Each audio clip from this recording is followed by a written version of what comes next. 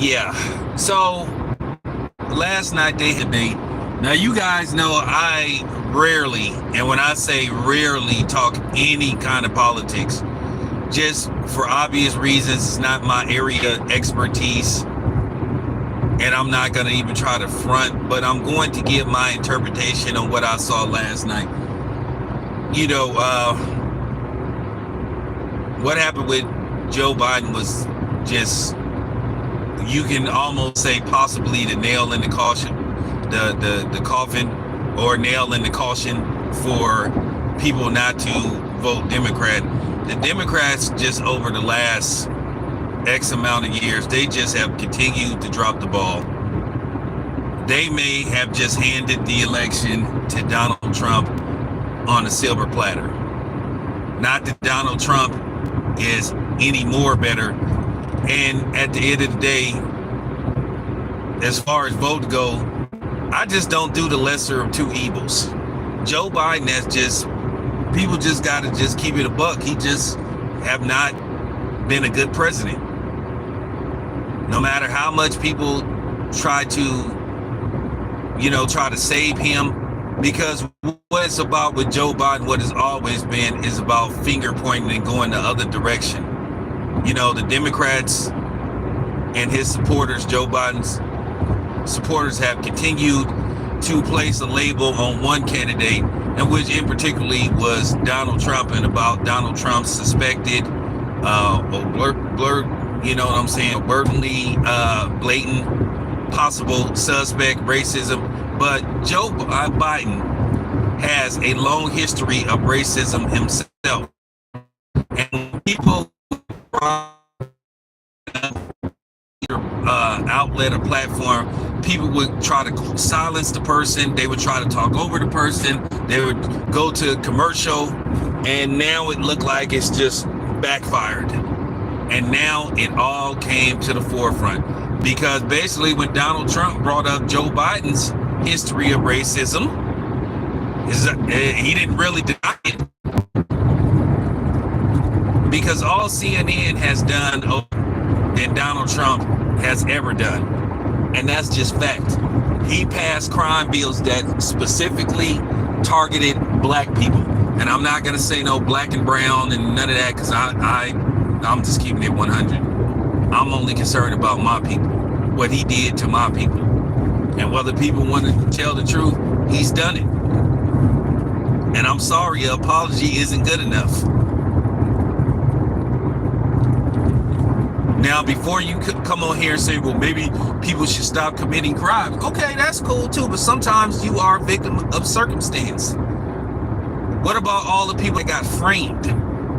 What about all the people that ended up in jail who was innocent, and due to the fact they didn't have the resources to get them representation, they had to do bids? Or what about the people that made prior mistakes and they tried to correct themselves, and once again, due to the fact that they was hindered from what happened in the past, they wasn't able to once again be in a position to fix themselves? So at the end of the day,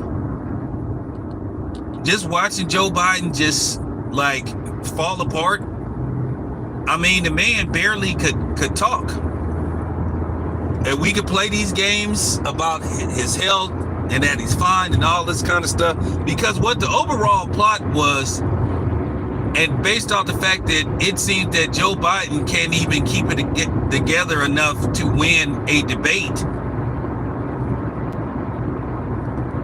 Basically, they was going to try to wing it into the White House, and then basically sometime during his term, he was basically going to step down, and then who was going to be sworn as the president.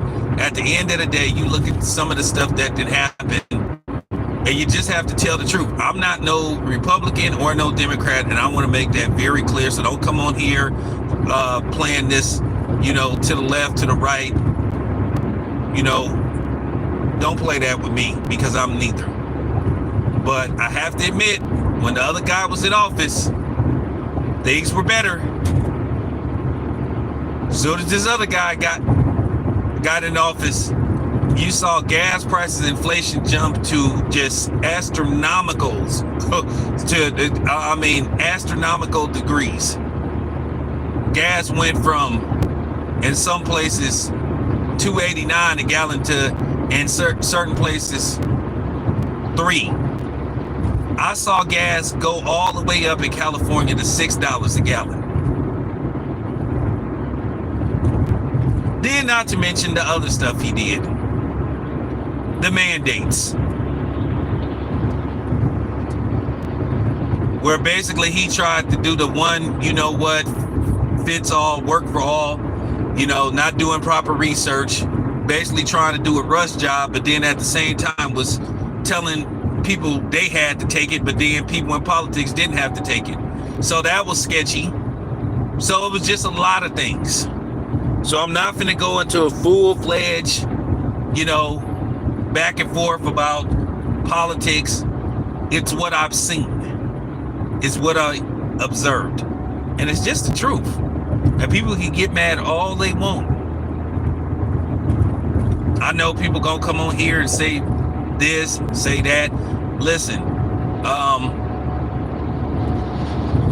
I don't want to call a certain group of politicians names, because at the end of the day, that's how you get in trouble.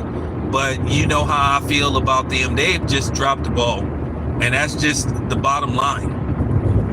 They've dropped the ball. From their supporters, from Roland Martin, who been one of their biggest strategists, but they have just continued to make fools out of them. And then they do this same stuff every year. Well, if you don't vote for this dude, you ain't gonna get nothing. We haven't got nothing anyway. So the tradition continues. Everybody gets tangibles except my community. So therefore, that was a disaster. That was a disaster for, you know, the Biden administration and, you know, and the Democrats. It was a disaster. What they do is, they always do, try to put a spin and try to deflect. But they don't want to tell the truth.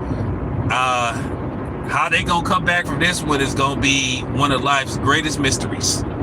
Because I don't know that much about politics, but I can tell you enough after watching bits and pieces, going online and watching that debate as a whole. Donald Trump's demeanor versus Joe Biden. Yeah, they may have handed that election to Donald Trump on a silver platter. So all this stuff about him being convicted of 34 felonies, what does it really mean if he still can become president? So there you have it. Anyway, that's all I have to say. I'm out.